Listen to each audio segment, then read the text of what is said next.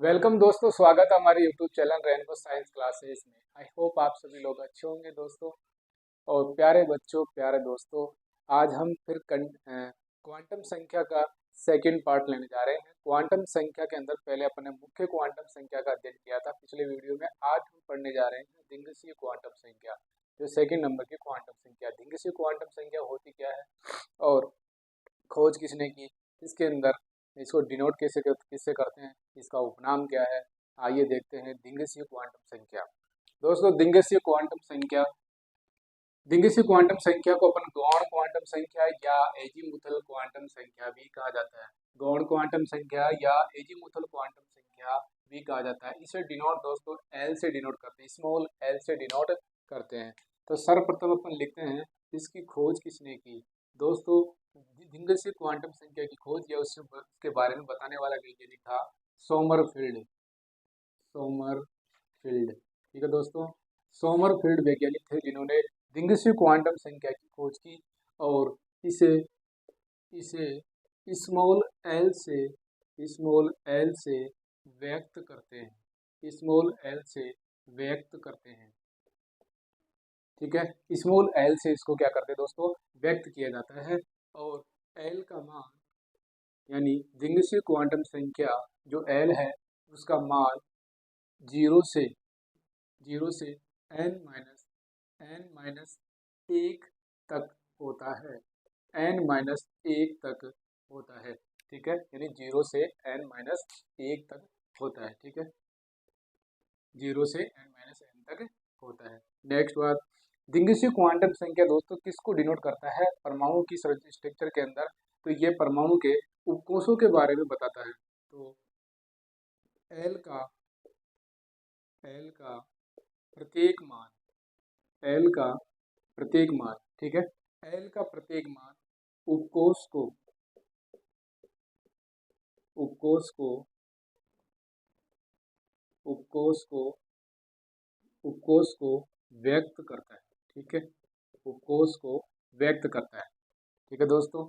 Next बात, यह परमाणु की यह जो उपकोष है, ठीक है, तो इस यह उपकोष की उपकोष की आकृति को उपकोष की आकृति को बताता है,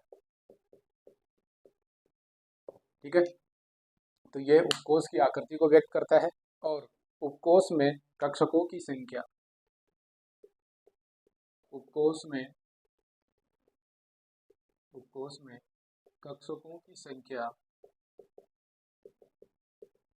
उपकोष में कक्षकों की संख्या दोस्तों 2l प्लस 1 होता है। 2l प्लस 1 होता है, 2l प्लस 1 होता है। तो देखिए दोस्तों, दिंगसीय क्वांटम संख्या गौण या एजीमुथल क्वांटम संख्या को एल से डिनोट करते हैं। सोमरफील्ड ने इसकी खोज करता थे। स्मॉल एल से व्यक्त करते हैं। एल का मान 0 से n-n तक होता है। एल का प्रत्येक मान जो उपकोष को व्यक्त करता है, ठीक है दोस्तों। उपकोष के बारे में बताता है कौन, दिंगसीय क्वांटम संख्या सेकंड नंबर की क्वांटम संख्या। उपकोष की किसको बताता है, ये उसकी आकृति को बताता है कि प्रत्येक उपकोष के अंदर उसकी आकृति कैसी होगी, गोलाकार होगी या डंबलकार होगी, डबल डंबलाकार होगी, या किस प्रकार से होगी। नेक्स्ट बात, उपकोष में कक्षकों की संख्या 2l प्लस 1 होती है, 2l प्लस 1 होती है। नेक्स्ट बात करते हैं दोस्तों एन, ठीक है। एन जो उपकोषों की संख्या होती है, उपकोष कितनी क्या है, एल क्या है। एल यानी दिंगसीय क्वांटम संख्या, तो प्रत्येक उपकोष में एल का मान क्या होगा, उसकी आकृति कैसी होगी, उपकोष और अधिकतम इलेक्ट्रॉनों की संख्या क्या होगी, और कक्षक कैसे होंगे। तो आइए देखते हैं।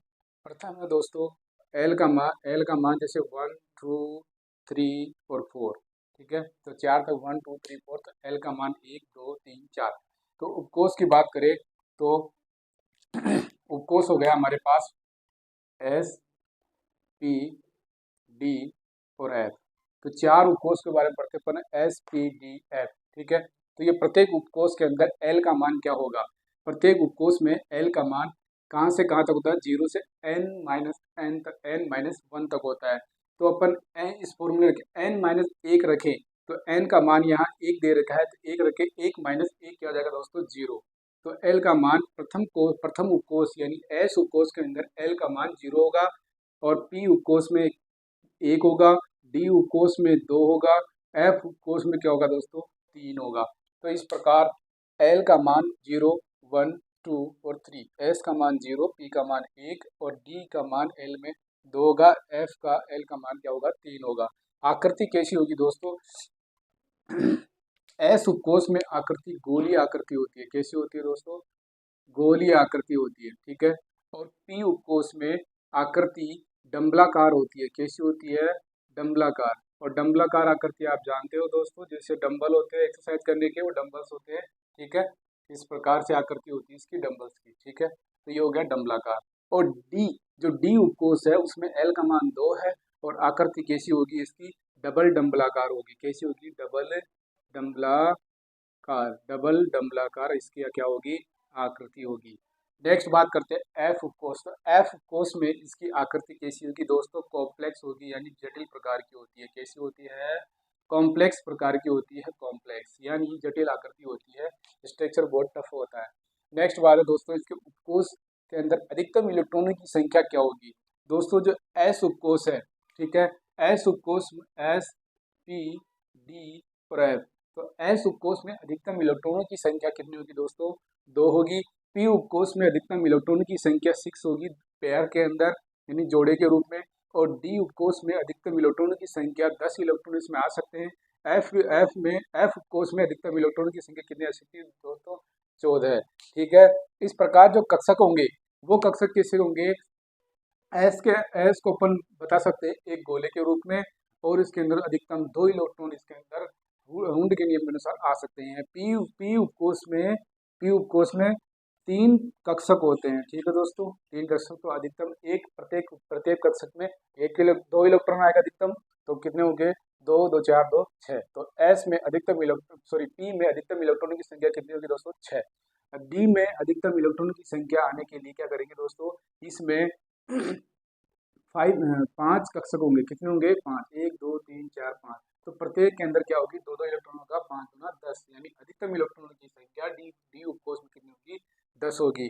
इसी प्रकार एफ के अंदर कितने हो जाएगा दोस्तों, 14 इलेक्ट्रॉन है। तो 14 इलेक्ट्रॉन को क्या पढ़ सकते हो आप, 7 के रूप में, 1, 2, 3, 4, 5, 6, 7, ठीक है। तो ये 7 कक्षक होंगे, तो उसके अंदर अधिकतम इलेक्ट्रॉनों की संख्या 14 होगी। इस प्रकार से अपन डिंगसी क्वांटम संख्या गौण या एजीमुथल क्वांटम संख्या को ज्ञात कर सकते हैं, जिसका मान एल से व्यक्त किया जाता है। उसकी खोज सोमरफील्ड ने की, और एल से व्यक्त करते हैं 0 से n-n तक 1 तक इसका मान होता है। और यह आकृति यानी किसकी आकृति को दर्शाता है, उपकोषों की आकृति को डिनोट करता है दोस्तों, डिंगसी क्वांटम संख्या, एजीमुथल क्वांटम संख्या।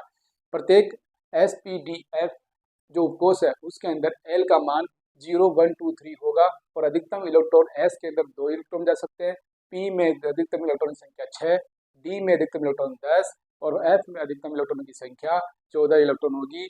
और उनकी आकृति, एस उपकोष में आकृति गोलीय आकृति, पी के अंदर डंबलाकार आकृति, डी में डबल डंबलाकार आकृति, और एफ के अंदर कैसी होगी दोस्तों, कॉम्प्लेक्स यानी जटिल प्रकार की आकृति होती है। ये था दोस्तों आज हमारा क्वांटम संख्या का सेकंड पार्ट, डिंगसी क्वांटम संख्या। आई होप आपको वीडियो अच्छा लगा होगा दोस्तों। हमारे चैनल को सब्सक्राइब कीजिए, लाइक और शेयर कीजिए वीडियो को। थैंक यू, नमस्कार।